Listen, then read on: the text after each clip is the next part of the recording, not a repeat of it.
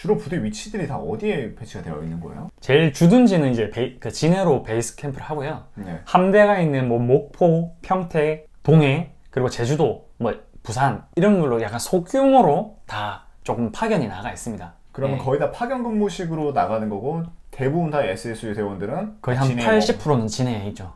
뭔가 상황이 터졌어. 예. 그럼 갈 때 차 타고 그 지역까지 가서 거기서 이제 네. 잠수를 준비해서 들어가는 거예요? 아니면 배가 움직이죠. 예, 구조함도 있고 SSU 대원들을 태우고 갈 수 있는 부분들이 있습니다. 왜 그러냐면 예. 내가 진해 베이스 캠퍼에 있어. 예. 근데 평택에서 뭐가 터졌어. 예. 근데 평택 인원들만으로는 감당이 안 돼. 그렇죠. 예. 그러면 진해에서 평택까지 배 타고 이거 쭉 돌아가는 것보다 네. 차 타고 빨리 가는 게 더 낫지 않아요? 그 가끔은 진짜 정말 급하면 네. 버스라든지 이런 거를 대조를 해가지고 급하게 파견되죠. 근데 대부분은 해경들이나 또 그 근처에 있는 뭐 이런 초동 조치를 할 수 있는 부분이 이제 선 조치하고 있으면 메인 저희들이 이제 큰 사건만 주로 움직이니까 이제 가서 해결을 하는 거죠. 그럼 SSU도 혹시 UDT처럼 팀 단위로 이렇게 작전을 하는 건가요?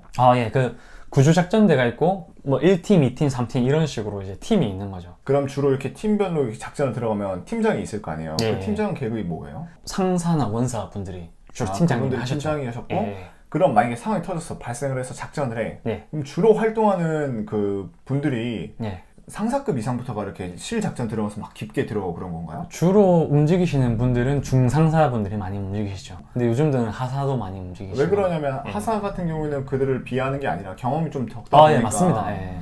1분 1초를 다루는 이 상황에서 네. 경험이 부족하면 또 그렇죠. 네, 예. 피해가 있을 수 있으니까 궁금했던 건데 중상사들이 많이 들어가고 예. 그럼 그때 이제 하사들은 옆에서 보조하면서 네. 또 그걸 계속 눈으로 경험을 쌓는 거겠네요. 예, 맞습니다. 갑자기 드는 생각이 SSU 대원들도 정신적으로 되게 힘들 때가 많을 것 같아요. 저는 좀 부끄럽게도 이제 그런 실제 작전들을 많이 안 겪어봤지만 이제 선배님들이 겪으신 상황들을 보면 저희는 베스트 컨디션으로 들어가는 게 사실 맞아요. 이거는 잠수학적으로 봤을 때도 그렇고 규정이라고 하죠. 국제잠수법이라든지 이런 것들에 규정에 의거하면 항상 작전이 터지면 워낙 인원이 부족하기 때문에 그러니까 항상 오버페이스를 할 수밖에 없대요. 원래는 잠을 뭐 8시간 이상 자고 이걸 해야 되는데 항상 더 많은 시간 잠수하고 더 적은 잠으로 못 먹고 이런 식으로 못 씻고 이런 식으로 계속 할 때가 많다고 하시죠. 그것뿐만 아니라 들었던 생각이 배가 침몰하면 거기 있는 선원들이나 다 구조되면 좋겠지만 구조가 못 되는 사람들이 있을 거란 말이에요. 네, 그런 상황이 많이 있었죠. 그러면 배 안에 시체들을 다 인양이라 해야 되나? 다 구조할 거 아니에요? 다 구조하시죠. 그럼 제가 알기로 그 사람의 몸이 물속에 오래 있으면 그게 다 불어 터져가지고 살이 다 날아간다고 하거든요. 네, 맞습니다. 그러면 그 시체를 자꾸 이렇게 올라오다 보면 막 살이 날아가고 그러는 게 막 보일 건데 그게 진짜 저는 사람이 멘탈적으로 엄청 힘들 것 같거든요. 네, 저는 어떻게 보면 군생활 잘 못한 걸 수도 있고 운이 좋았다고도 할 수 있는데 그런 생활 한 번도 안 겪겠어요. 사실 저는 SSU라 말하기 좀 부끄러운 SSU인데 그래도 선배님들이 그런 얘기를 전해 주시니까 이런 것들을 각오도 해야 되고 이런 고초가 있다는 걸 항상 알려주시니까 모 선배님께서 그런 얘기를 하셨어요. 그러니까 저희 전우분들을 이제 인양하실 때 그걸 겪으셨대요. 이게 살이 막 찢겨나가고 그때 그 냄새가 저도 뭐 전해 들은 거지만 안 빠진대요. 그냥 잠시 이 어깨와 잡아서 이렇게 올라간 건데 샤워를 해도 몸에 그 냄새가 안 빠진대요.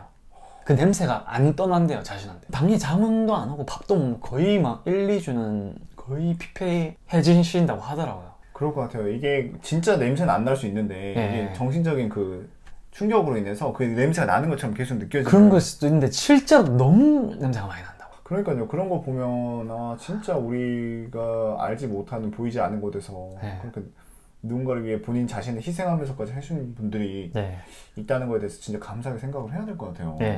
좀 개인적으로는 지금은 소방관분들이 이제 정신질환 관련해서 많이 알려지고 힐링센터 뭐 약간 좀 이런 개념으로 많이 운영되고 있는데 SSU는 워낙 일이 좀 빈도적으로 봤을 때는 드물게 하다 보니까 그런 케어 시스템이 거의 전무하다시피 하거든요. 개인적으로는 약간 국군병원이라든지 이런 데 한켠에 이런 분들에 대한 정신 케어를 할 수 있는 부서가 생기면 좋지 않을까 생각을 항상 하고는 있습니다. 그런 충격 한 번이 그 사람의 인생을 또 이렇게 손들이서 바꿔버릴 수 있거든요. 그렇죠.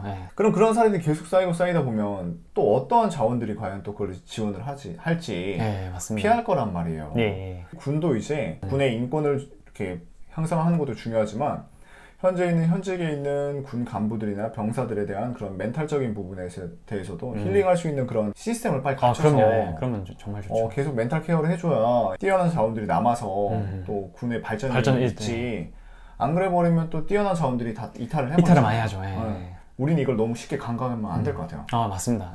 하루빨리 이게 어느 정도 이게 설립이 됐으면 좋겠어요. 맞습니다. SSU에 와서도 이제 힘든 교육 과정을 마치고 자대 배치에 왔는데 적응을 못하고 또 뭐 부사관들이 다시 자대 원복을 하거나 그런 경우도 있나요?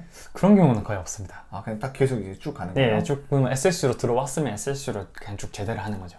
SSU로 있으면서 그 부대 안에서 서로 계속 보직 교체도 되고 팀도 교체가 되면서 계속 하는 거죠. 네, 맞습니다. 어찌됐건 이 SSU라는 바운더리 작은 풀 안에 인원들이 계속 들어오고 기존에 있던 인원들이 나가는데 그럼 가장 크게 걱정되는 게 바로 이제 진급이랑 그런 게 걱정돼요. 예, 맞습니다. SSU가 되면 자동적으로 장기가 되는 건가요? 아니요, 그런 거 아닙니다. 그래요? 장기 자원을 당연히 지원받고 그것도 심사라든지 평가라든지 이런 걸 의거해서 이 사람이 장기 자원을 뽑을지 안 받을지는 그 이제 뭐 윗선에서 이제 선택을 하죠. 그 확률이 몇 % 정도인가요?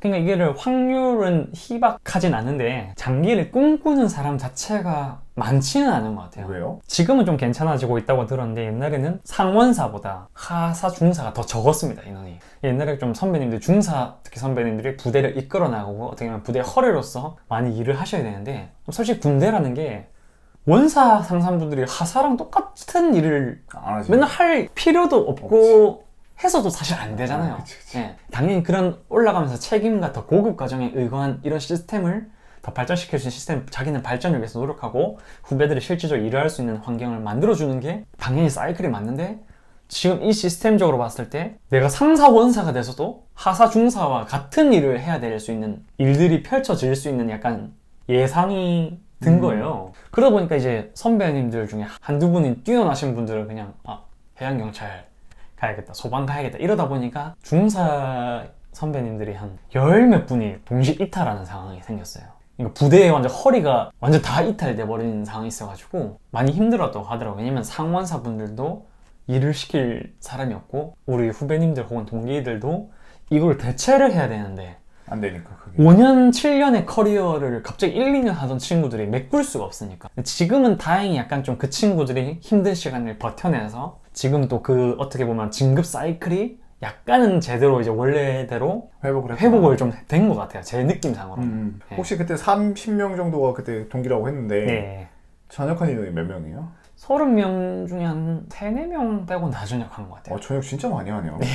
원래 전역을 내가 할 생각이 있었는데 이왕 전역할 거 한번 좋은 데서 진짜 빡세게 한번 해보고 전역하자 그런 친구들이 많았어요. 인 건지 아니면 진짜 큰 꿈을 하고 내가 군에 끝까지 뼈를 묻겠다고 SSU에 왔는데 이거 너무 답이 없는 데서 나간 건지 이제 대부분이 30명이라 치면 뭐 추측성 비율적으로 봤을 때는 한 70%는 그냥 빡센 데서 내 커리어를 쌓아보자 이런 친구들이 있고 나머지 한 30%는 장기를 하러 들어왔다가 그 중에서 한 반절 혹은 20%는 뭐 아니다 싶어서 나가고 나머지 10% 이제 30명 중에 10%는 한 3, 4명 정도 되잖아요.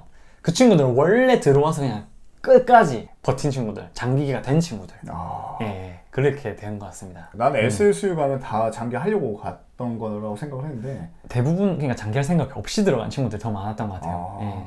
근데 이건 뭐 매년 연마다 바뀌는 거니까 그렇죠. 이건 약간 저희 기수에 한정된 약간 제 추측상 그리고 SSU 대원들 이제 실전에 배치되신 분들은 몇 미터까지도 막 들어가신 그 기록이 있을 거 아니에요? 그렇죠. 기록은 저희가 이제 대한민국이 기네스 기록